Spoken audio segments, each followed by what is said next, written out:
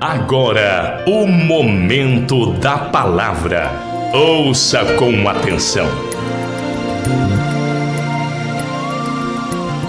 Eu creio que Deus tem algo para você nesta noite, amém? E Deus tem falado muito conosco, né? Ultimamente, Deus também tem nos levado a vários lugares, mas também Deus tem nos dado, tem falado que Deus quer algo, quer falar, tratar algo nosso, algo que Deus quer dar para nós mesmos ali onde nós estamos. E quando o apóstolo estava construindo isso aqui, eu vim aqui, quando estava um pouco mais cru, né? E ele falava assim: olha, não sei porquê, mas Deus mandou fazer esse tamanho de igreja aqui, porque o Senhor vai encher. E eu também saí de um lugar, um espaço de 240 metros quadrados, e fui para um espaço de 1000 metros quadrados, com 130, 150 membros mais ou menos. E eu creio que tudo isso é profético, tudo que Deus está preparando, e daqui a pouco vocês vão ver isso, porque não vai bastar o espaço, vai ter que fazer 3, 4, 5 cultos, porque não vai bastar o espaço. E às vezes a gente fala isso, eles falam assim: esse pastor é louco, né? Ele é meio abobado, mas não é não. É porque Deus tem nos dado uma visão lá na frente, daquilo que você com seus olhos não enxerga, mas o Senhor está fazendo. Amém? E uma das coisas que vocês já ouviram, mas eu gostaria de trabalhar hoje com vocês, é sobre uma questão que o apóstolo falou aqui na oração dele agora, nessa colocação dele aqui agora, que Deus ele construiu já, é que nossos olhos não conseguiram efetivar isso. O reino de Deus, através de um reinado de reis e sacerdotes. Quantos aqui são reis? Só que nem todos são sacerdotes, porque o Senhor nos chamou para reinar, mas para ser sacerdote, você precisa estar ligado na revelação de Deus. Você precisa estar ligado, conectado. E para a gente entender um pouco sobre essa questão de reino de Deus, esse estabelecimento de reino de Deus na terra, você precisa conhecer e entender um pouquinho o que Jesus fez, ou o que Jesus é como rei e sacerdote. A palavra de Deus diz que nós somos chamados de cristãos. Nós, quando chamados de cristão, nós carregamos a identidade desse reino. Nós carregamos a identidade. No domingo passado eu falei sobre identidade e governo. E há uma grande diferença. Nós como crentes, como cristãos, a maioria não entende, não sabe qual é a sua identidade. E se você não conhece qual é a sua identidade, você não sabe qual é o teu governo. Então, o Espírito Santo, eu estava ali nos meus apontamentos, nos meus esboços, eu falei: Senhor, o que o Senhor quer para que a gente possa ministrar lá? O Senhor falou para mim: traz algo que eu trouxe para você lá atrás, quando eu te renovei. Porque antes o Senhor usava na área de cura, Deus me usava por evento. Então acontecia um evento, olha, tá lá, vão na casa vão lá na casa do meu irmão, vão lá na casa do meu parente, vão lá na casa do meu amigo, ele está doente, vão lá, vamos orar. Eu ia lá, orava, Deus curava e tal. Agora Deus, Ele falou assim: eu não quero te usar por evento, eu quero te usar por demanda. Eu quero fazer. E aonde? Então aí Deus me levou. E no começo, quando nós nos conhecemos, falar um pouquinho só, depois eu entro aqui, mas eu vou procurar ser breve. Quando nós nos conhecemos em Miami, eu fui para São Paulo num primeiro momento, em agosto, na igreja do pastor Paulo Tércio, o apóstolo, nós somos amigos. E na época veio o Guilherme Maldonado em São Paulo, e eu não tinha nada disso, não conhecia Guilherme, não conhecia nada, porque nós viemos de uma igreja, eu nasci na Assembleia de Deus, da Assembleia de Deus o Senhor nos mandou para uma igreja presbiteriana. Na igreja presbiteriana o Senhor fez com que nós fundássemos juntos um ministério. Hoje eu não faço parte mais desse ministério, desde o ano passado, porque o Senhor nos chamou para um ministério apostólico. Esse ministério não é apostólico. O Senhor nos chamou para um ministério apostólico, um ministério quíntuplo. Por isso nós saímos, porque nós sabemos que o Senhor tem algo mais. E o Senhor, então, e um dia eu estava na frente do computador e o Senhor colocou um site na frente ali, e eu consultando algumas coisas, e veio lá, o apóstolo Guilherme ia estar em São Paulo, dia 18 e 19 de agosto de 2013. Eu falei assim, mas Guilherme Maldonado, quem que é esse cara? Eu falava assim, quem que é esse cara? Aí eu fui buscar, tinha tanta gente falando mal desse homem, mas tanta crítica. Aí depois eu fui buscar as coisas boas, tantas coisas ruins, mas também tinha muitas coisas boas. Aí eu falei, bom, aí o Espírito Santo falava, eu quero que você vai. E naquela época eu estava passando assim um grande apuro, nós tínhamos alguns compromissos, eu não tinha dinheiro no bolso. Eu falei, Senhor, eu não tenho grana para ir em São Paulo agora, muito menos para ficar no hotel, e muito menos para ficar 2, 3 dias lá.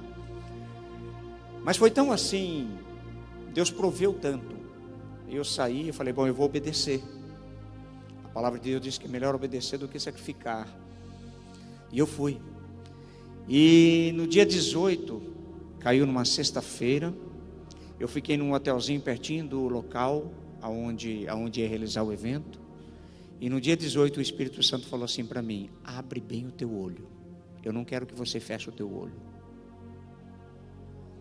E aí eu fiquei com os olhos abertos, e o louvor durou mais de 2 horas, quase 2 horas e meia, não sei se você esteve lá nesse dia, quase 2 horas e meia.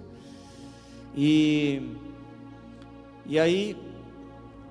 aí o apóstolo entrou para pregar, era 6:30 da tarde, e ele não pregou, ele começou a falar sobre cura antes, e as curas começaram a acontecer, e eu estava do lado assim, e o Senhor mandou ficar com o olho aberto, eu com o olho aberto, um demoniado caindo aqui, outro sendo curado lá, e aí aconteceu muita coisa, e o Senhor falou para mim assim, sabe o que está acontecendo aqui?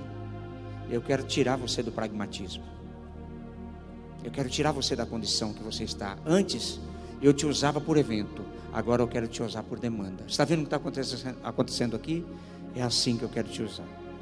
A partir daquele dia, eu fui para o hotel, e eu estava num hotelzinho muito barato, porque eu não tinha dinheiro para pagar um hotel mais caro, e fizeram um bailinho naquele hotel, à noite não dormi. Aí eu cheguei no dia no sábado, no evento, mesma coisa, o louvor durou 2 horas e pouco. Aí o apóstolo entrou para pregar, só que ele não pregou aquele dia. Não sei se você lembra, ele não pregou. Ele não pregou. Aí eu nunca tinha visto a presença de Deus, a glória de Deus descer, a Shekinah mesmo, a nuvem de Deus. A nuvem de Deus encobriu aquele lugar de uma tal forma que eu olhava a neblina assim, eu via os irmãos assim, meio distante, só que eu esfregava a mão no olho, assim, porque eu falava, eu não dormi, né? Eu estava cansado, parecia que eu tinha fumado uns 10 baseados, estava feio.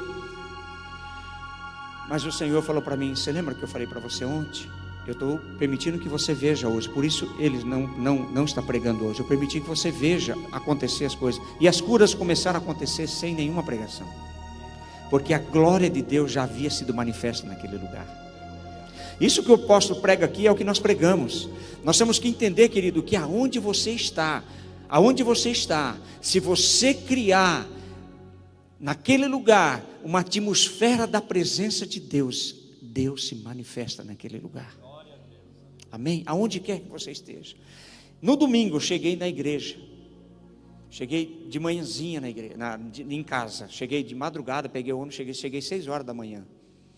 Aí eu fui para o computador, eu falei, eu vou buscar alguma coisa de Deus, e fui buscar algumas coisas para Deus falar comigo. E naquele dia a minha pregação mudou. Depois daquele dia ela não foi mais a mesma. E Deus começou a trabalhar em curas, em milagres. E Deus tem trabalhado muito em cura de ossos, osteoporose, osteoartrite, perna curta, perna grande, problema de coluna e outras coisas mais. Mas o que eu estou querendo dizer com isso, querido? Que o Senhor nos chamou para sermos realmente aquilo que Ele é. Você está ouvindo?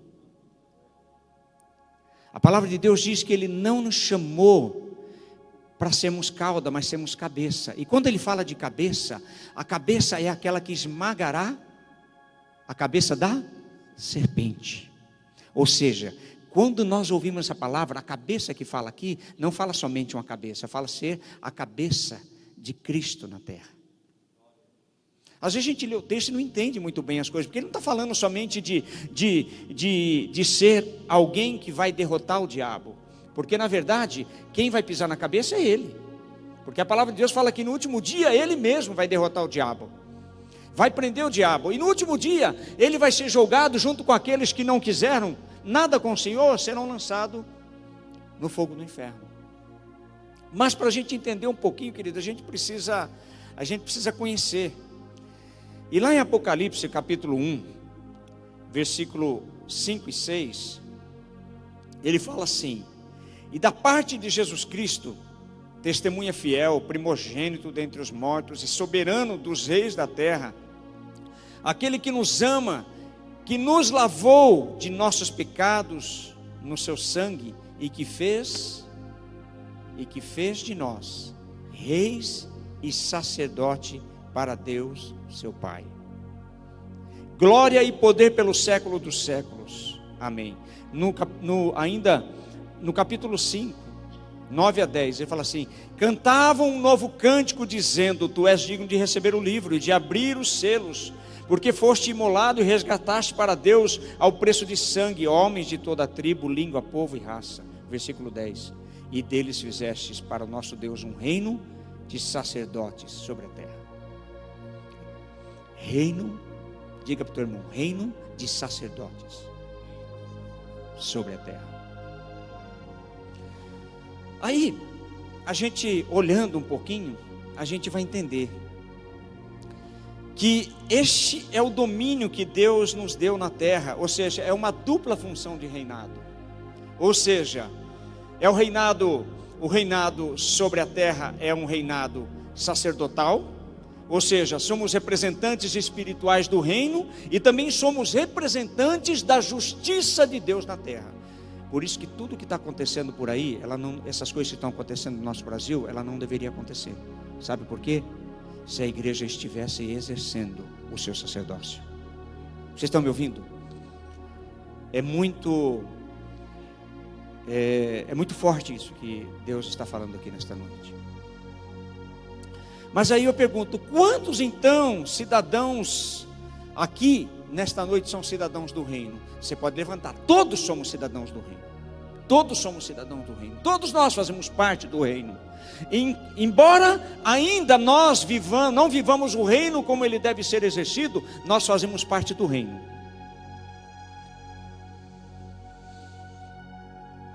A visão e o propósito de Deus quando ele resgata o homem do pecado é somente única. A palavra de Deus diz assim, que é trazer de volta aquilo que o Senhor havia estabelecido desde o princípio na criação do homem. Você lembra? Se nós lembrarmos de Adão, a gente vai ver, ele tinha uma cabeça que o cara era um computador, né? Eu garanto para você que ele deu nome de todos os animais, deu nome para as plantas, deu nome a tudo. E eu garanto para você que se ele chegasse para um de nós aqui e perguntasse, e na hora que ele olhasse para você, ele já ia te chamar pelo nome. Porque o Senhor já fez algo do céu na vida de Adão. Só que aí aconteceu tudo. Aconteceu tudo o que nós lemos e entendemos na palavra. Mas Deus, ele dá poder à igreja, querido, para cumprir o seu propósito e expandir o seu reino. A gente tem que entender que quando o Senhor faz isso, o Senhor quando Ele cria o homem, é para dar poder, é para cumprir o propósito dEle. Por isso que o velho homem, o antigo homem, teve que ser manifestado em Cristo, o novo Adão, para que este reino pudesse realmente ser estabelecido. Veja bem, a conexão do pacto, se você olhar no Antigo Testamento, você vai ver assim, você pega lá em Êxodo 19, você vai olhar o capítulo 19, versículo 5, 6, ele fala assim, olha, agora pois, se obedecerdes a minha voz e guardardes minha aliança, serei meu povo particular entre os povos. Presta atenção. E ele fala assim, ó, toda a terra é minha. E o versículo 6 fala assim, mas vós me sereis um reino de sacerdotes e uma nação consagrada. Ele fala assim, ó, vós sereis um reino de sacerdotes. E não era. Não é assim que se tornou. Se você olhar no Antigo Testamento, só tinha aquele sacerdote que ele ia lá, fazia libação pelo povo, pelos pecados do povo, uma vez por ano. Mas a palavra de Deus diz que ele estava fazendo já, era para Israel entender que o chamado era para ser um reino de sacerdotes e uma nação consagrada a ele, mas devido à desobediência, isso não aconteceu.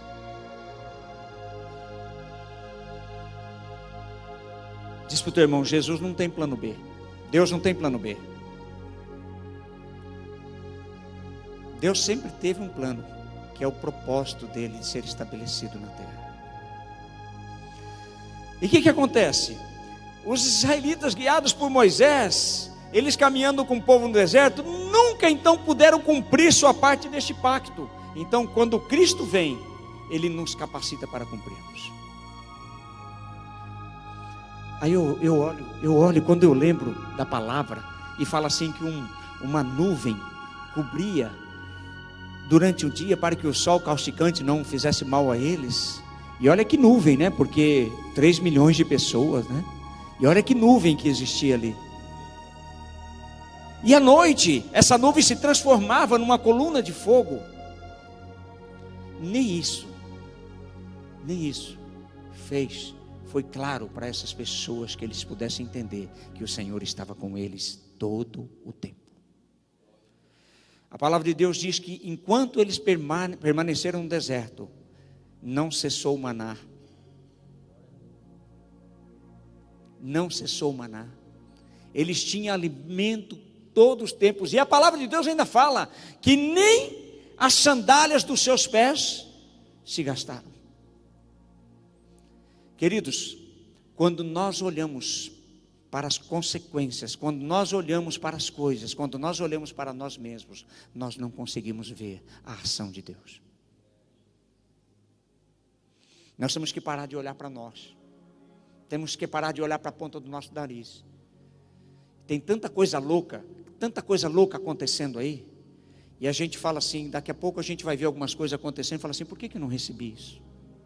Por que meu coração não estava aberto para receber isso? Sabe por quê, querido? Porque a nossa visão, ela não tem caminhado na amplitude do reino. Nós não entendemos, porque se não entendemos é porque não há revelação. Se não há revelação, não há ação no reino. Hebreus 9, 13 a 15 diz assim, pois se o sangue de carneiros e touros, ou cinza de um animal, com que se asperge o impuro, santifica e purifica os nossos corpos, quanto mais o sangue de Cristo. Então, quando Cristo ele vem no meio da por meio da cruz, ele vem para trazer de volta, retomar algo que os homens do qual ele trouxe lá atrás não entenderam. Mas a palavra de Deus diz que de uma vez por toda, diz que ele rasgou o véu do alto a baixo, para que eu e você pudesse ter livre acesso. Mas parece que a igreja não tem livre acesso, apóstolo. Sabe aquelas orações que quando a pessoa ora assim, meu Deus, meu Pai, Senhor, parece que ele está longe demais. Parece que ele está muito distante. A palavra de Deus diz que os nossos pecados fazem separação entre nós e o nosso Deus, mas os nossos pecados, mas quando eu venho em arrependimento, quando eu venho na presença dele em arrependimento, querido, o pecado, ele já não tem mais poder sobre nós. Você está me ouvindo? Você está entendendo o que eu estou falando? O que tem acontecido conosco? Se Deus ele nos outorgou, ou seja, ele nos deu uma posição de vivermos como reis e sacerdotes. Então, querido, o nosso destino é viver como reis e sacerdotes. Não tem outra posição. O apóstolo ele pode estar como advogado, mas ele é rei e sacerdote. Isso é estado, é decreto, foi comprado, teve um preço. Houve uma declaração no inferno: olha, você não pode com o apóstolo, você não pode com os meus filhos, você não pode com a igreja, porque a palavra de Deus diz que a igreja de Cristo, ela triunfa sobre o inferno, e diz a palavra que as portas do inferno não prevalecem contra ela. Não é o inferno que tem que ir contra a igreja, mas sim é a igreja que avança.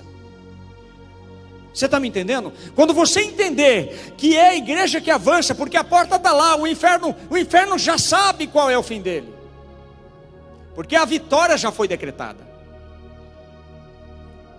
Então, se os filhos sabem qual é a sua vitória, os filhos têm que caminhar com uma posição, querido, de que o reino ele tem que ser estabelecido, e se tiver alguma porta do inferno, ela deve ser derrubada. Às vezes chega um endemoniado, fica pertinho, né? Está ali, a pessoa já, na hora que começa a dar um estremelique, a pessoa já pula para outra cadeira. E não precisa fazer escândalo para expulsar demônio, não. Uma vez um endemoniado ficou perto de mim, pertinho sim, faz muito tempo. E olha que faz tempo, hein? Pertinho, ele queria dar um show, eu simplesmente no ouvido dele: cala a boca, em nome de Jesus eu te repreendo, sai. Não deu show, porque quem faz e quem deve ser adorado, quem deve ser glorificado, é o nome de Jesus. O que acontece com a igreja?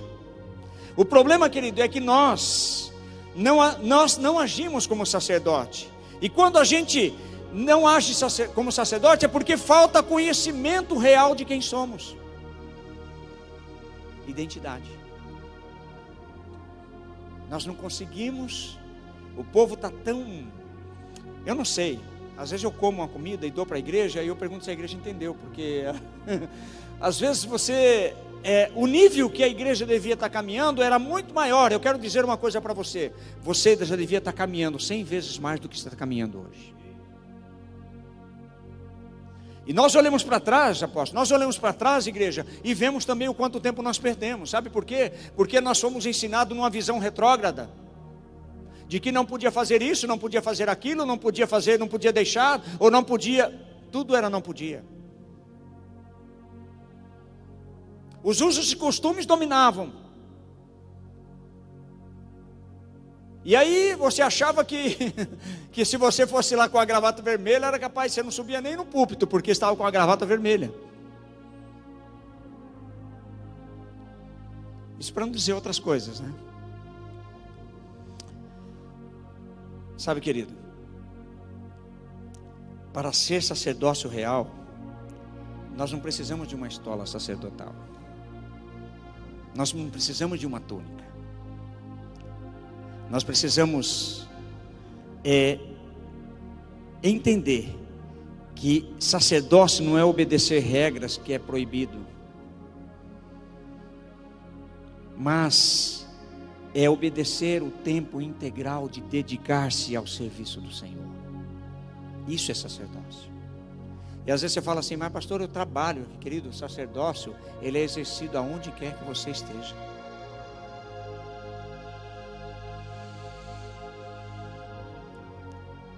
Não é aquelas pessoas que vai para um mosteiro, né? Fica lá, né? Não, isso não é sacerdócio.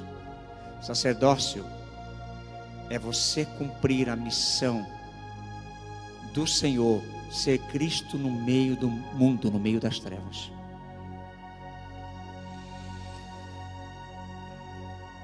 Eu falei que o primeiro aqui é falta de conhecimento de quem nós somos. O segundo é porque a tradição nos aprisionou. A tradição, ela tem aprisionado muita gente. Para muitos crentes é muito difícil se ver como sacerdote, porque eles acham que deve ser ordenado, apóstolo. Se eu não for ordenado, querido, pastor, profeta, mestre, evangelista, apóstolo, antes do chamado, antes dele ser ordenado, ele precisa exercer o seu chamado. Vocês não entenderam, né? Porque o chamado, querido, é algo que está intrínseco na presença de Deus na vida da pessoa. Ele não precisa ser empurrado para ser. É automático. O Espírito de Deus, quando chama e te dá uma função, ela passa a ser exercida. A consagração, ela vem depois, ela é muito automática. Mas as pessoas ficam esperando, às vezes, a presença de algumas coisas, tem que acontecer talvez uma mágica. É a mesma coisa aqui.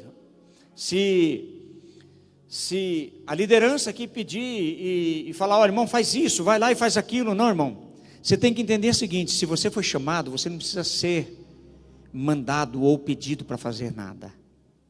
Você tem que exercer, porque você tem o seu chamado. A ordenação, ela vem pelo exercício.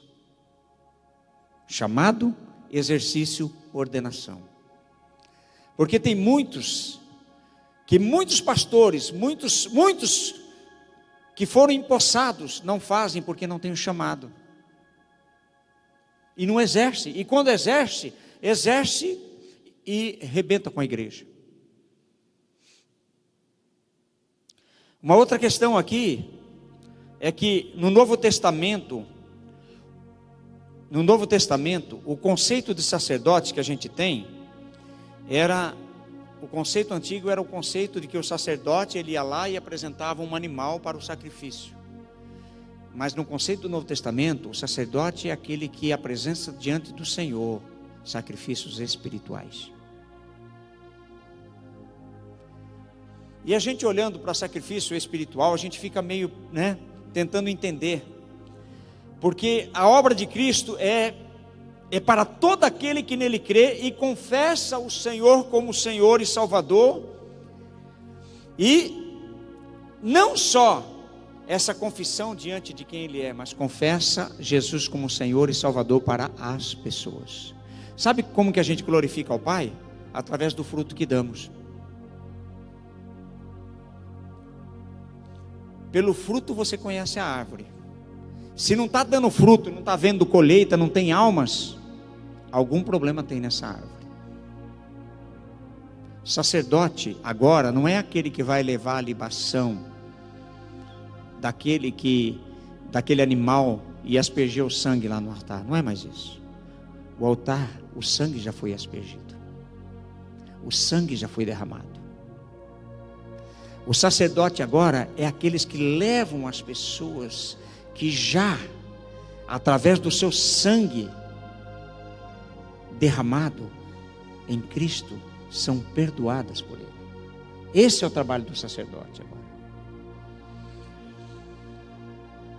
Então, se vocês entenderem bem, nós estamos capacitados por Deus para levarmos as pessoas a Cristo. Nós estamos capacitados por Deus para levarmos as nossas famílias a Cristo, os nossos familiares. Nós, como sacerdotes, nós intercedemos pelas pessoas na terra e os apresentamos ao nosso sumo sacerdote, que é Cristo. Então, muitas vezes a gente não entende isso. Nós pegamos as coisas e deixamos as coisas caminhar de qualquer jeito e falamos, Deus, o Senhor vai fazer a obra. Não, querido, a obra da salvação ela já foi feita. Jesus já morreu e ressuscitou. Cabe a mim e a você exercermos o sacerdócio. O sacerdócio do Antigo Testamento era um sacerdócio para perdão dos pecados. E os pecados não eram perdoados, os pecados eles eram encobertos. Mas o nosso sacerdócio, ele é para o perdão dos pecados. O nosso sacerdócio perdoa os pecados, porque Cristo vem e derrama o seu sangue e nos usa agora para ganharmos estas vidas, porque o seu sangue já foi derramado e estes já estão perdoados. O que falta, a palavra fala assim, né? Quando na oração sacerdotal Jesus fala assim: olha, Pai, eu não oro só por estes, mas por aqueles que ainda hão de vir. Você está me entendendo? A oração chama oração sacerdotal. A gente lê a palavra e não entende o que Deus está falando. O que o Senhor está falando aqui? Ele está falando assim, queridos: tome posicionamento. Sabe por quê? Há muitos que vão encher esses lugares, porque você vai exercer o sacerdócio do reino. Precisamos levantar como corpo, como igreja. Nós precisamos aprender também que quando o Senhor nos usa, Ele nos dá as responsabilidades de sacerdócio. A primeira delas seria apresentar os nossos corpos a Deus em sacrifício vivo. Ou seja, tem algo que não está bem aí, tem algum pecado, tem alguma coisa que tem que confessar. Olha, você vai diante do sumo sacerdócio. Diante do sumo sacerdote. Você vai lá.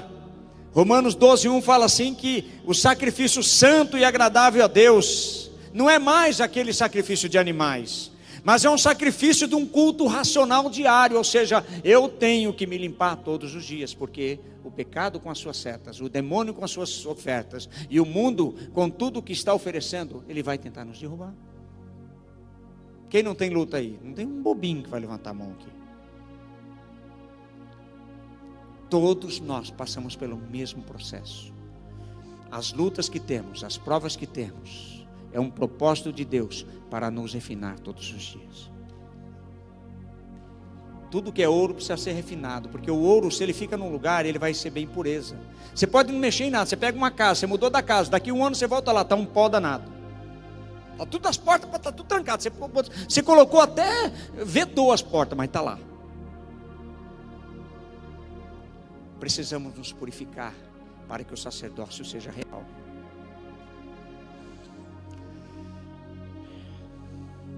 A palavra de Deus diz que nós temos que apresentar os nossos corpos como uma atitude sensível e prática.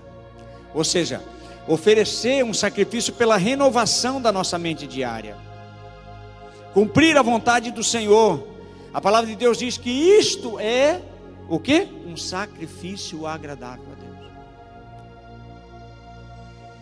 Às vezes nós estamos tão cansados, mas muito cansados, e não saímos nem de casa para cultuar a Deus, ficamos em casa, né? Ou mesmo a gente tem, Deus chama, fala, vai fazer uma visita para o fulano lá, e a gente fala, Senhor, eu estou cansado, cheguei do trabalho agora não dá, tem um filme bom na TV aqui, entendeu? Às vezes perdemos de ser tratado por Deus e ser usado por Ele com a manifestação de milagres nas nossas vidas, só por causa que eu disse um não, que eu ouvi a minha carne. Vocês estão me ouvindo? Guarde esse texto. O fogo de Deus, ele só cai onde há sacrifício. Você ouviu? Guarde isso no seu coração. Aonde há sacrifício, há o derramar da presença de Deus. Ninguém consegue servir a Deus sem matar a sua carne. Ninguém consegue servir a Deus sem matar os seus ideais. Ninguém consegue servir a Deus sem matar os seus luxos, as suas necessidades. Segundo, nós precisamos oferecer sacrifícios de louvor e adoração. Em Hebreus 13:15 diz assim: portanto, oferecemos sempre por ele a Deus sacrifício de louvor, isto é, o fruto dos lábios que confessam o seu nome. Quantos aqui foram abençoados essa semana? Poucas pessoas levantaram a mão. Você quer saber de uma coisa? Todos foram abençoados essa semana. Olhe para as mínimas coisas que estão acontecendo. A gente fala assim, pastor, não teve nenhuma bênção. Como não? Você levantou de manhã, rapaz, né? Abriu os olhos, estava respirando, né?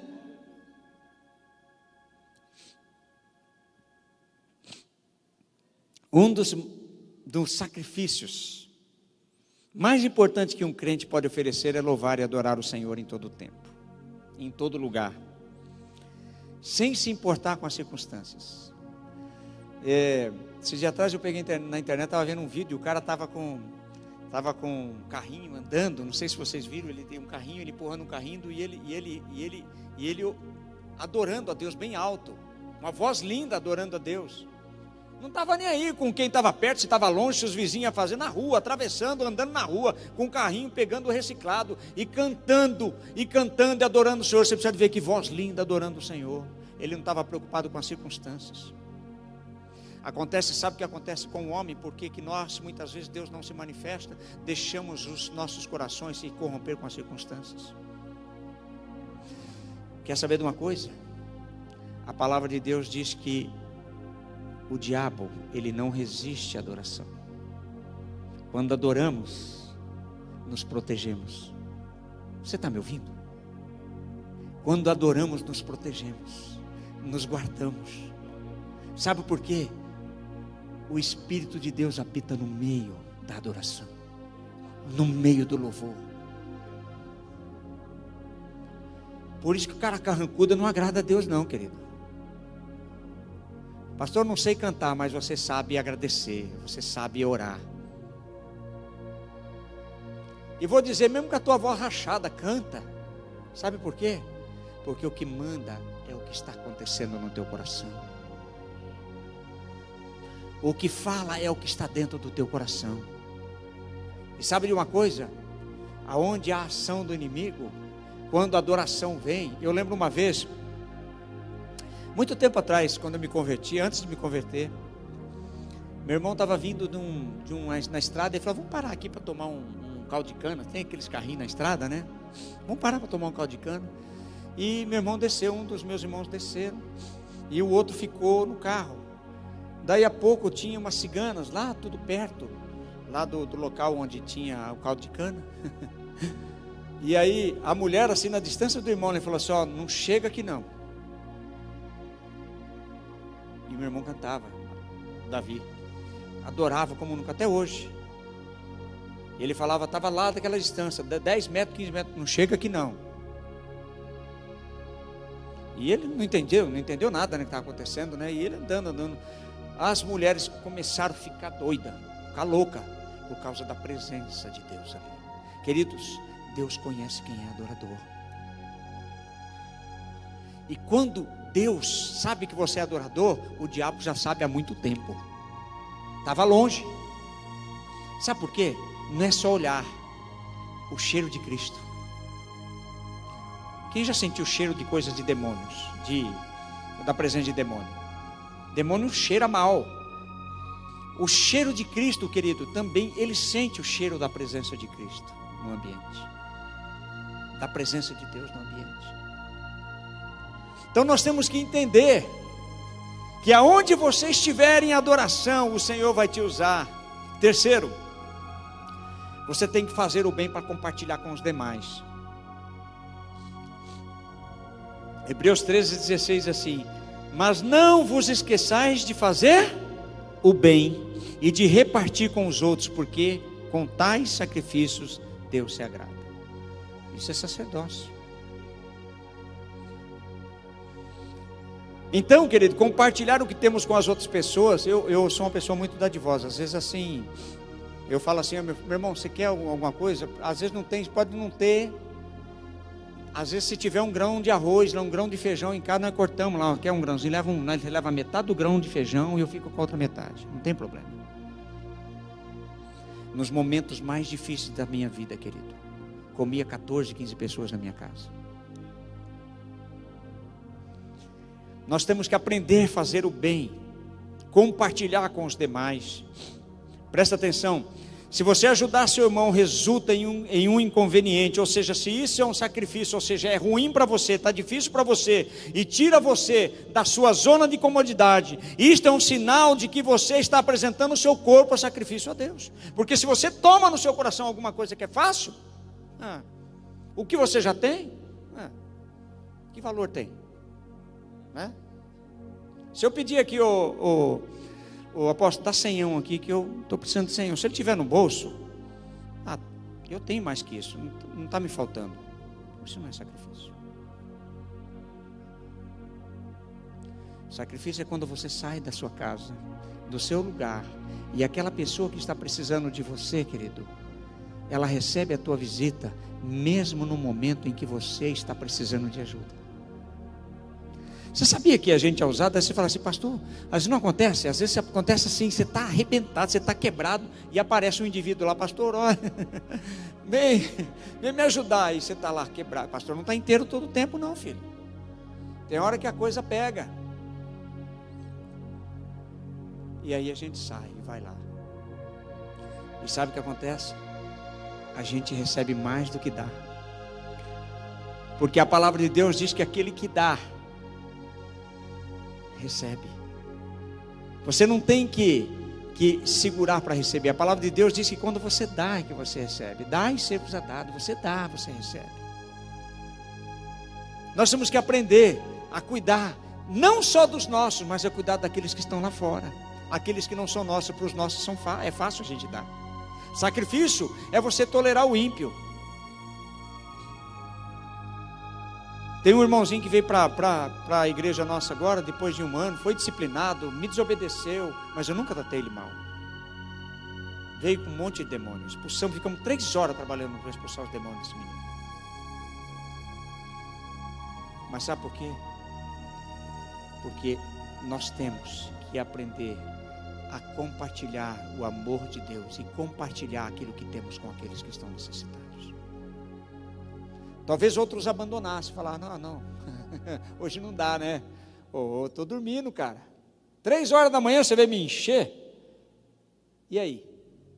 O que você faria se alguém ligasse para você às 3 horas da manhã? Já teve vezes que a pessoa ligou para mim 3 horas da manhã, falou, seu pastor, não dá para o senhor vir aqui não, porque a minha sogra mora na frente, vai acordar ela, mas o meu marido está endemoniado. E aí, o que você faz? Expulsa por telefone. Manda embora. E aí, foi? Foi, pastor. É assim que a gente faz. Se não tirar, se ajudar, se cooperar, não for inconveniente para você, não é sacrifício. Outra coisa, a unção e o poder de Deus, eles serão atuantes em você em todo o tempo que você se propor a matar o seu eu. Você ouviu? Quando você matar o seu eu, ou seja, onde o morto e o crucificado é você, onde a sua carne é crucificada, querido, então a unção e a graça do Senhor vem sobre você. Essa é a responsabilidade do sacerdote. Quando você se oferece, a graça de Deus vem sobre você. Não espera receber para ser abençoado.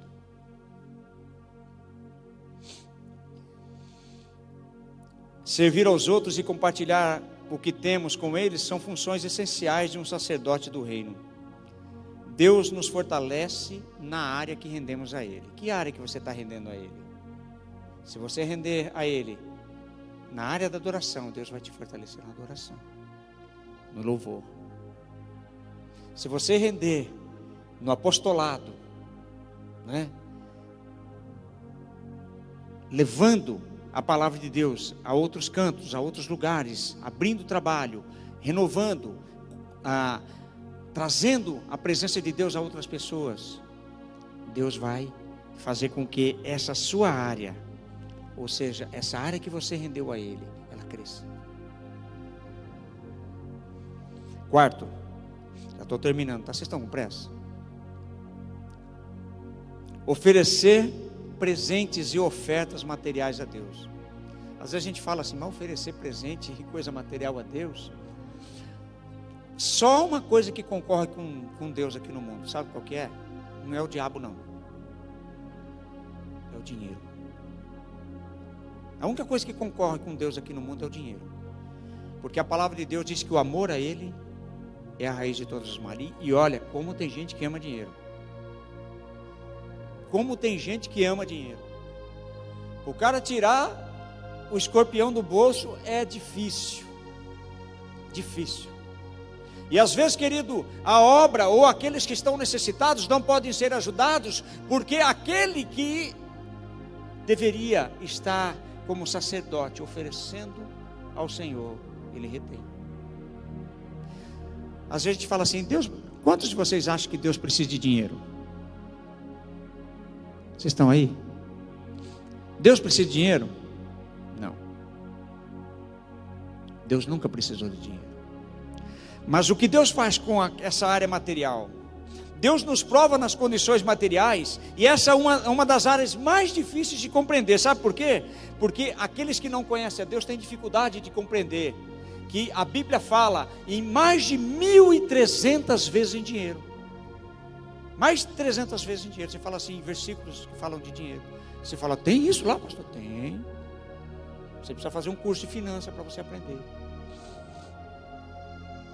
Hebreus 5:1 diz assim: olha, debaixo das leis de Moisés, o sumo sacerdote apresentava a Deus os dízimos e presentes e os sacrifícios. Essas mesmas pessoas que foram escolhidas para sacerdotes também faziam a apresentação do sacrifício material diante de Deus. Não era só o sacrifício vivo do holocausto. Vai ler Bíblia. Precisamos ler e conhecer a palavra. Sabe por que Deus nos prova no dízimo e na oferta? Sabe por quê? Para que o Senhor da sua vida não seja o dinheiro. Você está ouvindo ou não? Quem não é dizimista abafou agora. Por que eu estou falando isso e está incluso aqui? Porque isso faz parte do nosso sacerdócio. Não é só entregar a adoração e sacrifício espiritual, porque o dinheiro e tudo que você tem, seu carro, sua casa, tudo isso é espiritual. Não tem como dividir, não dá para separar isso. No reino, aqueles que vivem nos lugares, ou seja, que estão nos lugares celestiais, querido, não há separação, porque você vive num lugar celestial, você vive num outro hemisfério, você vive num outro nível de fé. Os lugares espirituais são para aqueles que são espirituais.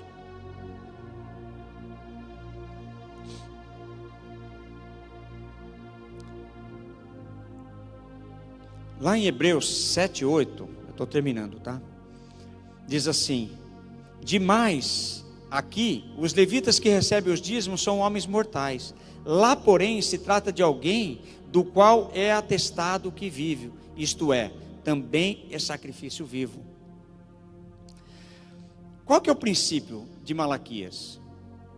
Se a gente olha para Malaquias, né? A gente fala assim, lá fala que é um mandamento. Eu não gosto de pregar o dízimo como mandamento, eu gosto de pregar o dízimo como graça. Porque se você não der por prazer, por graça, querido, você vai dar ele obrigado? Não vai. E o dízimo dado por graça, ele tem algo melhor. Lá, como que Deus então pode abençoar a igreja se os sacerdotes que fazem parte dela roubam através dos seus dízimos e ofertas? Ou seja, tudo que você ganha, se você é espiritual, tudo que você compra, tudo que você ganha ou aonde você trabalha, também é espiritual. Não há, para o reino, não há divisão para aqueles que são espirituais, daquilo que é espiritual e daquilo que é material. Tudo para aquele que é espiritual é espiritual. Vocês estão me entendendo? Não há mais separação.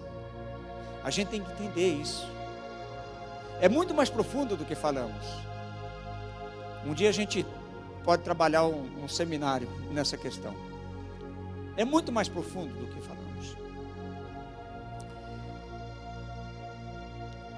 Se a gente se dedicar nos dízimos e nas ofertas, o sacerdote, ele também é chamado para oferecer sacrifícios financeiros. As ofertas e o dízimo devem ser tratados como um complemento do culto, porque senão não estava na Bíblia. Senão ele falava assim: olha, você só se ganha o que quiser, gasta o dinheiro que você quiser, faça o que você quiser. Mas não, a palavra de Deus fala assim: trazei. Sabe por quê? Vem e entrega o seu dízimo. Sabe para quê?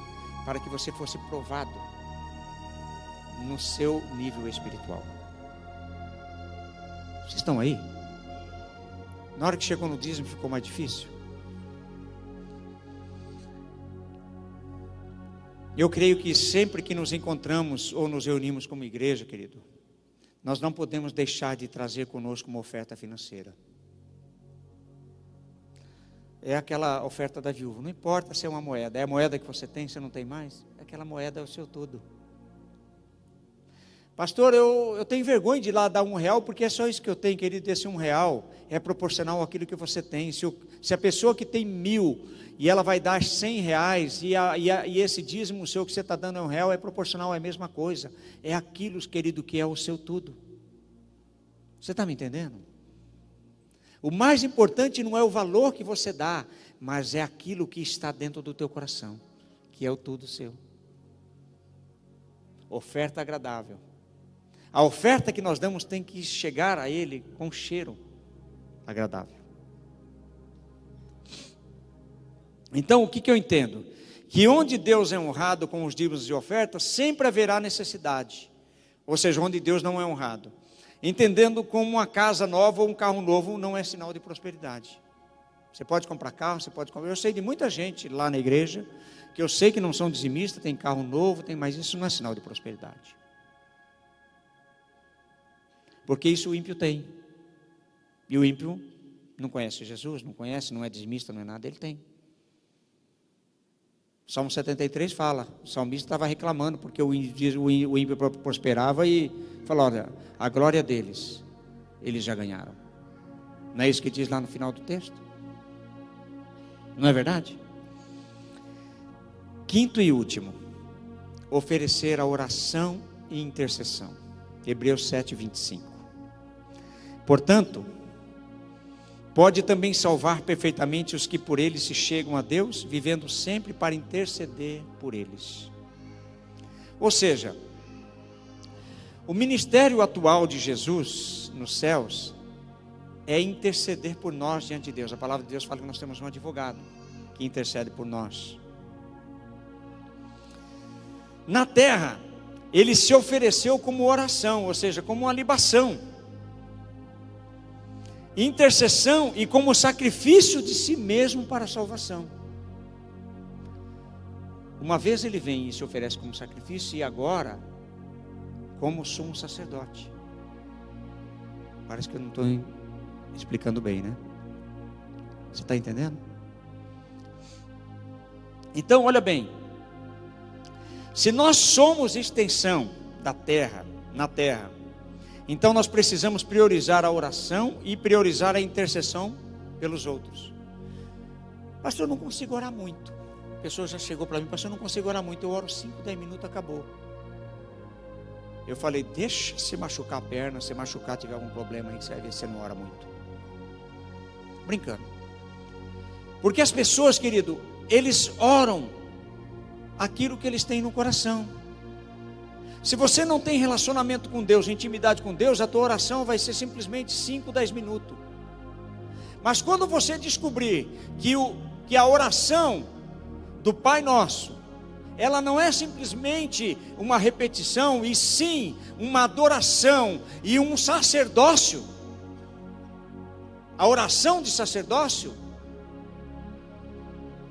a hora que você entender isso, querido, você vai entender e conhecer, saber como orar.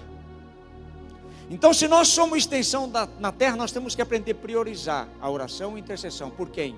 Não por mim, pelos outros. Porque o sacerdote, ele ia lá, ele apresentava primeiro a libação por ele apresentava ali a oração por ele, mas o restante de todo o período que ele ficava, às vezes, não sei quantas horas ele ficava lá, era intercessão por quem? Pelo povo. Quando você se interessa e você se entrega pelo outro, Deus se propõe a cumprir o seu propósito. Quando o outro é valorizado mais que você, Deus, ele se posiciona em cumprir o seu propósito. Você está me ouvindo? É muito importante você entender isso. Então, nós temos que alinhar essas nossas orações, então, com a de Cristo. Nós temos que cumprir isso, né? Nos achegar mais a Ele, né?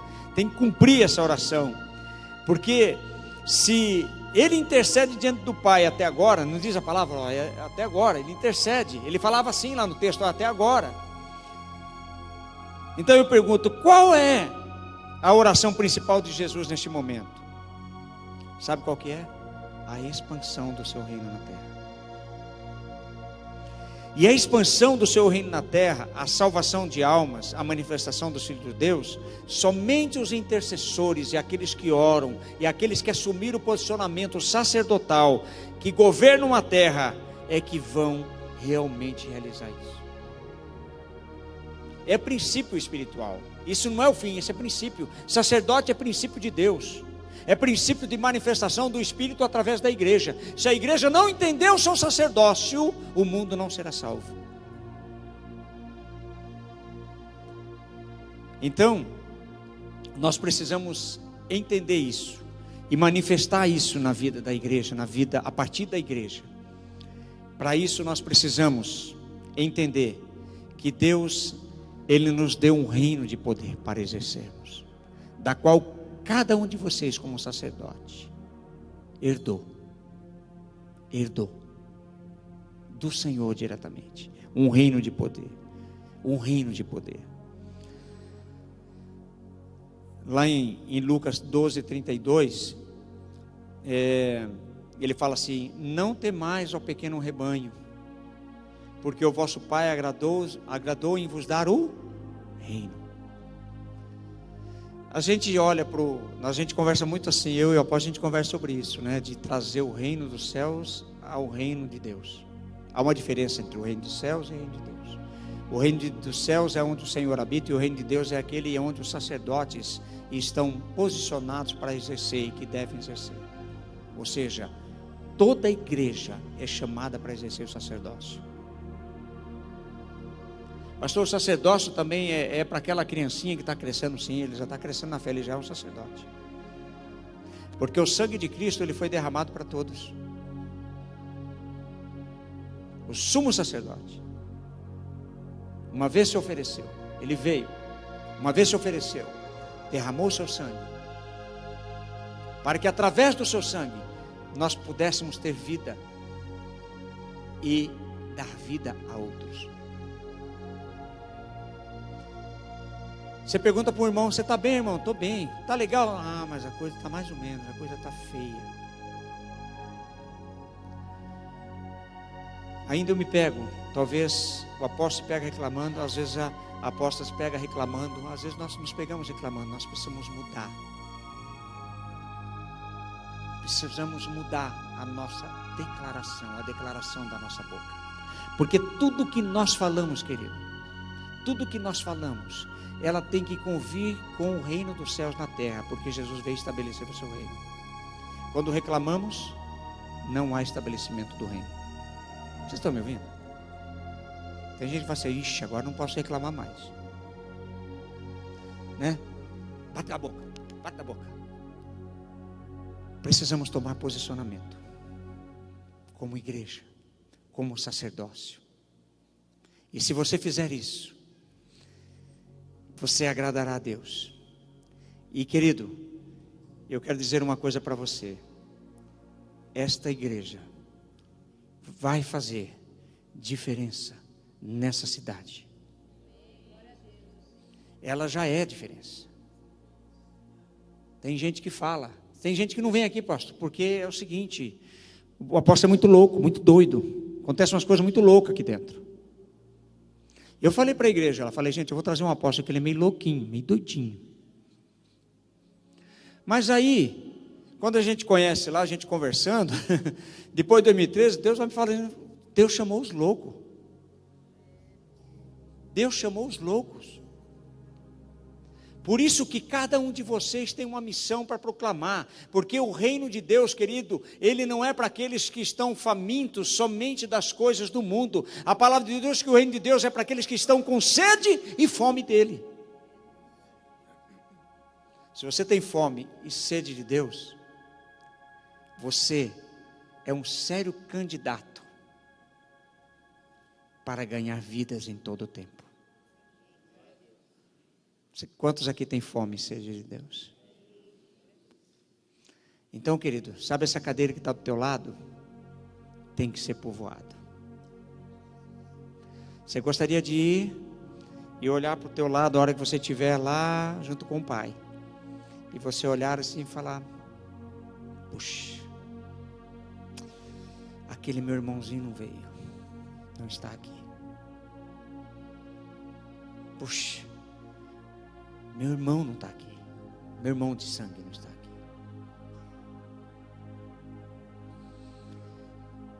Nós precisamos saber e declarar que Jesus, ele não está preocupado com a nossa aparência. Ele está preocupado de quem realmente somos nele. Você já se perguntou quem realmente você é em Cristo? Às vezes você fala assim: ah, pastor, não sei. Não sei. Mas que essa palavra pregada nesta noite possa mudar o seu conceito de sacerdócio. Que você aprenda a adorar a Deus em todas essas áreas que foram faladas aqui, que foram pregadas aqui. A partir de hoje, a tua vida não pode ser mais a mesma. Amém? Eu queria aproveitar, o pastor falou que a gente tem liberdade de orar, de curar. Se você tem problema, coluna, osteoartrite, osteoporose, pode vir para frente. Isso aqui é carta marcada já, porque em todos os lugares Deus tem curado muito. Se você tem uma hérnia, às vezes eu oro, tem vezes que a gente nem está nem orando. Eu estive onde foi? Jaú, há uns tempos atrás, lá tinha uma mulher que estava com a hérnia do tamanho de uma laranja, igual em Portugal, quando eu fui em Portugal. Uma hérnia do tamanho de uma laranja, ela segurando a hérnia. Eu acabei de descer do púlpito, a hora que eu cheguei a hérnia já tinha ido embora. E eu preguei uma palavra do apóstolo Guilherme Maldonado uma época, nesse dia que eu fui lá. E é uma palavra que fala das chaves do reino. Você já deve ter ouvido. E eu preguei sobre a chave que Jesus usou, que é a principal chave, que é a chave da cura e de milagres.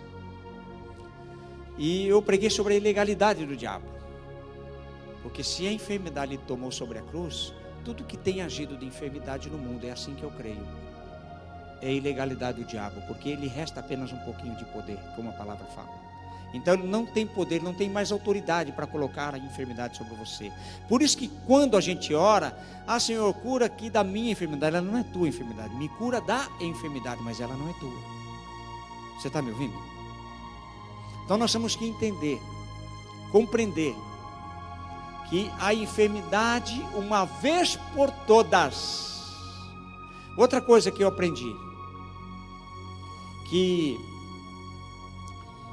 para orar para um muro, a palavra de Deus fala assim: olha, se você tendo fé do tamanho de um grão de, você vai pedir para esse monte sair daqui e para outro lado ele vai. Você precisa então de ter o quê? Fé. Lá não fala, não tem um femômetro para mostrar quanta fé, mas fala que você tiver fé do tamanho de um grão de mostarda. Mas a palavra de Deus fala que você não precisa ter fé para expulsar o espírito de enfermidade, você precisa ter autoridade. Quando ele fala, lá em Marcos 16:15, que ele fala para você ir e repreender e curar, ele não está falando de fé, ele está falando de autoridade. Ide. Porque Jesus já deu essa autoridade a todos nós. E eu costumo ensinar as pessoas, sabe? Eu estou pensando em criar um seminário para ensinar as pessoas, porque as pessoas têm medo. E você não precisa ter medo. É lógico. Você vai expulsar um demônio? Você tem que ter autoridade. Aí aqueles lá, pastor, que foram lá expulsar e chegou lá, levaram um cacete dos demônios lá. Aqueles lá não foram expulsar em nome de Jesus, foram expulsar em nome de quem? De Paulo. Eles conheciam Paulo, mas não conheciam eles. Então a questão é o seguinte, querido: se você está na presença de Deus, e você é de Deus, você tem autoridade para expulsar em nome de Jesus. Amém? Assim como os espíritos de enfermidade. Então eu quero orar por você que que tem problemas ósseos, no nome de Jesus. Se você quiser vir à frente, você pode vir. Quero orar por você. Eu senti de orar por você, querido. Você vai sentar ali. Se a tua perna vai crescer ou não vai crescer, isso não é problema meu, mas eu vou orar por você. Esses tempos atrás foi uma senhora, ela estava com o pé mais ou menos uns 4 centímetros, ela faz uns 6 meses mais ou menos na igreja.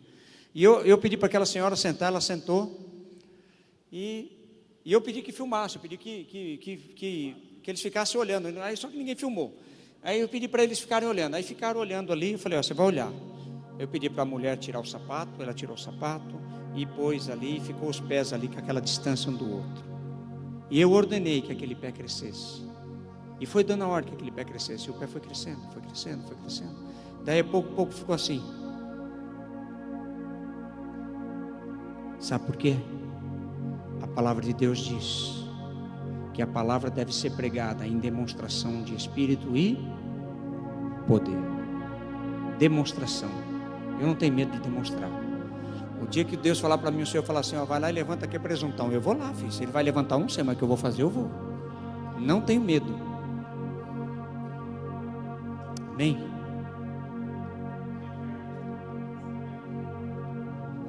O que você tem? Está preparada para ir embora daqui curada? Amém? Você sente dor? Muita dor? Espírito de enfermidade nos 2 joelhos, de artrose, que tem destruído os ossos da serva do Senhor, ordeno que saia agora em nome de Jesus. Com toda a tua dor e todo o teu mal, você vai ajoelhar aqui. Pode ajoelhar. Não tem mais dor. Não precisa ter medo. Faz assim com o teu pé. Faz assim com a sua esposa. Está doendo? Faz o teste primeiro. Pode tirar a mão daí. Sai com toda a tua enfermidade agora. Em nome de Jesus eu ordeno. Toda dor, todo mal sai agora. Espírito de enfermidade. Sai! Vai. Ergue o pé. O outro que estava doendo. Você falou. Sem medo. Não tem dor? Ajoelha. Agora eu quero ver a coragem. Eu te ajudo. Eu te ajudo. Não precisa ter medo. Não precisa ter medo. Fica aí. Sem minha ajuda. Está doendo? Nada? Você podia fazer isso? Nunca? E andar e correr, você podia? Então você vai levantar e vai correr um pouquinho. Vamos lá. Vai lá. Vai lá para lá, até lá e voltar. Na boa. Vai lá. Tá doendo? Não? Acabou? É? Dá uma corridinha agora aqui para cá assim, ó. Vem aqui. Vai lá. Vai. Você podia fazer isso? Não? Amém. Amém. Aleluias. Amém. Quem vai saber? Coluna? Tira tua mão daí agora, Satanás. Eu te repreendo agora. Todo espírito de enfermidade sai. Toda irradiação agora na coluna. Sai agora. Você não podia fazer isso aqui, né? Você pode levantar os braços. Lá em cima. Para trás.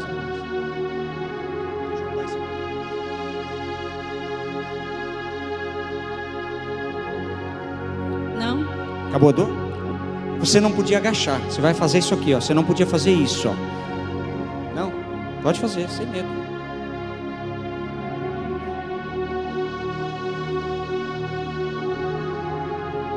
Acabou? Tá doendo? Sentiu alguma fisgada aí? Sentiu alguma fisgada? Dor ou não? Saiu? Saiu? Amém. Está curada. Recebe.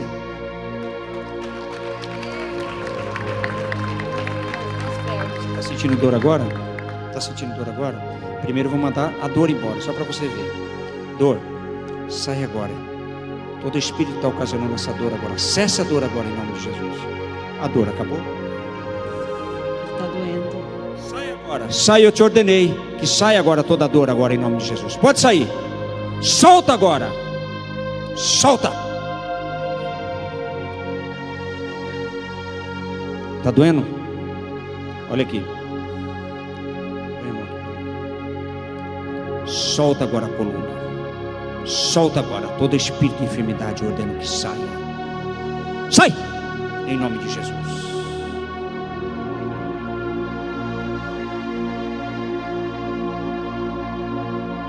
Está doendo? Acabou a dor? O que você não podia fazer? Pode soltar a perna dela também agora, em nome de Jesus. Pode sair daqui. Levanta a tua perna. Não está em mais dor. Acabou a dor. Acabou a dor. Você não podia agachar. Você não podia virar a coluna. Você não podia fazer isso. Ó. Junta os dois pés para frente, sem mexer nele, e torce a coluna assim, um pouco para cá. E para o outro lado também. Doía. Acabou? Em nome de Jesus. Recebe a tua cura. Nunca mais vai voltar. Amém? Dói agora? Ele incha. Você caminha ou quando você faz muito esforço? Quando você faz muito esforço. Você também não consegue ajoelhar. Dói. Sai agora. Sai agora toda dor, toda enfermidade. Ordeno que saia, todo espírito de enfermidade. Em nome de Jesus. O que você não podia fazer para você fazer um teste? O que você não podia fazer que agora você pode? Hã? Então você vai ajoelhar. Vai lá. Eu não vou te ajudar a levantar não. Está doendo? Está doendo? Pode soltar agora. Em nome de Jesus. Tira a tua mão agora desse joelho e tira a tua mão desse joelho.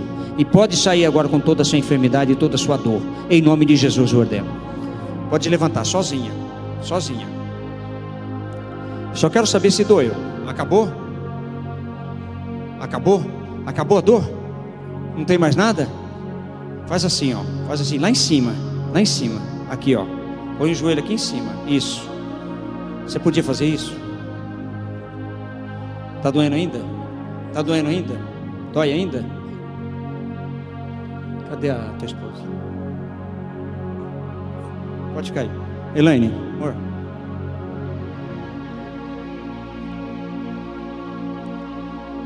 Não é eu que vou mandar essa dor embora. Eu vou falar para ela mandar essa dor embora. Ela vai falar, ó, espírito de enfermidade sai. E ele vai sair. Rápido, ele não precisa se demorar não. Só dá ordem. E agora eu quero que você procure a dor. Não precisa ser eu. Você está vendo como é que é? É autoridade. O inimigo sabe. E se você tomar posicionamento na autoridade, querido, na tua casa você pode exercer essa autoridade. Tem uma irmãzinha que ela chega na igreja de vez em quando, ela fala, pastor, com dor de cabeça. Eu só falo assim para ela: sai. Ela fala, pastor, sumiu. Pode ir. Deus abençoe. Fala.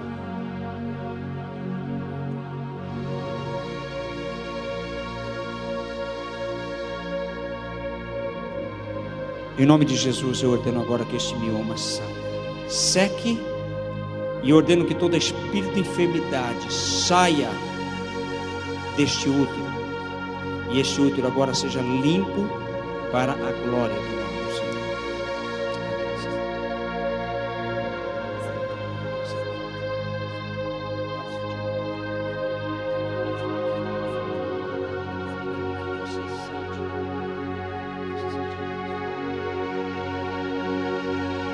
Depois você vai falar, tá? Depois você vai ter que falar com a apóstola. Faz a prova dos 9. Tá bom? Em nome de Jesus. Fala, querido.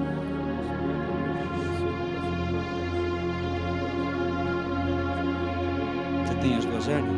Põe a mão nelas. Espírito de enfermidade, hérnia, seque agora, sai. Em nome de Jesus, sai agora. Pode sair? Pode ser. Pode sair agora, em nome de Jesus. Sai. Sai, ordeno que tire agora essas hérnias. Toda espírito de enfermidade sai em nome de Jesus. Seque agora. Sai agora. Está sentindo ela aí? Mas cadê as duas? Cadê elas? Doía. Você apertava ela, ela estava bem aparente. Bem aparente. Se você apertava, ela sumiu ou ela continuava no mesmo lugar? Só deitar, ela sumia assim. Só essa. E agora ela, você em pé assim, ela não some. Parece que eu não estou percebendo mais. Vai fazer o exame, depois você prova aqui, vem dar testemunho. Porque por ele já sumiu as hérnias aqui. Todo espírito de enfermidade agora dos pés, pode sair, não controla mais. Não controla mais os pés deles. Toda dor e enfermidade em nome de Jesus. Você estava sentindo dor ainda nos pés?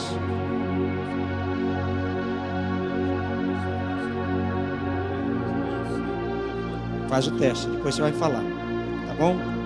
Amém. Fala, querido. Aonde que é? Amém. Você crê? Espírito de enfermidade, sai agora em nome de Jesus. Eu ordeno que saia agora. Ordeno que seque e sai com toda a sua enfermidade. Este espírito que se formou no hérnia, sai em nome de Jesus. Depois você vai falar. Sente dor?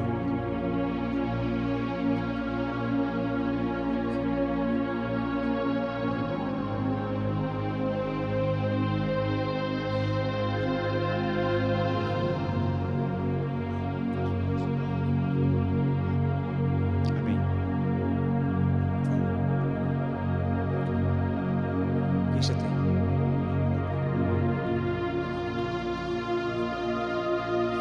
Tua mão daqui agora em nome de Jesus. Toda dor sai. Estava doendo? Vê se está doendo. Nada? Você conseguia agachar? Conseguia fazer isso? Faz.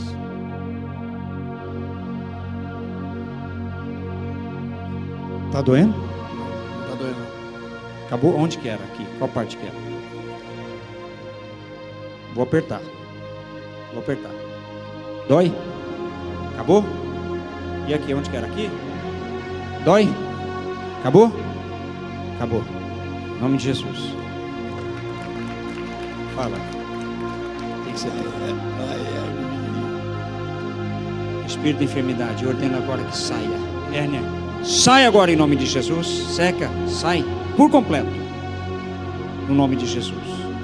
Pode sair. Aperta e vê onde está a hérnia.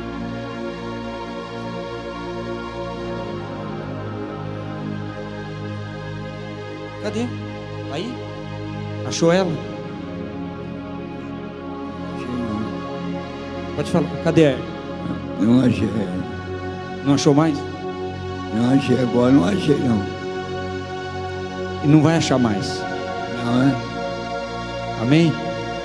Deus, eu quero pedir a tua graça, que o Senhor cuide da coluna do teu servo. Restaura a coluna, Pai. Eu ordeno esse alinhamento desta coluna agora, em nome de Jesus. Alinha a coluna dele, para a glória do teu nome. Amém. Amém. Mas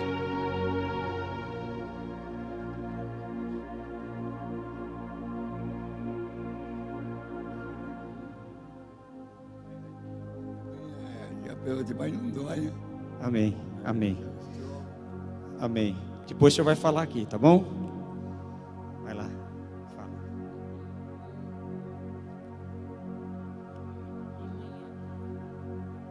Quem quer vir orar aqui? Vem você aqui, vem cá. É você. Vem cá.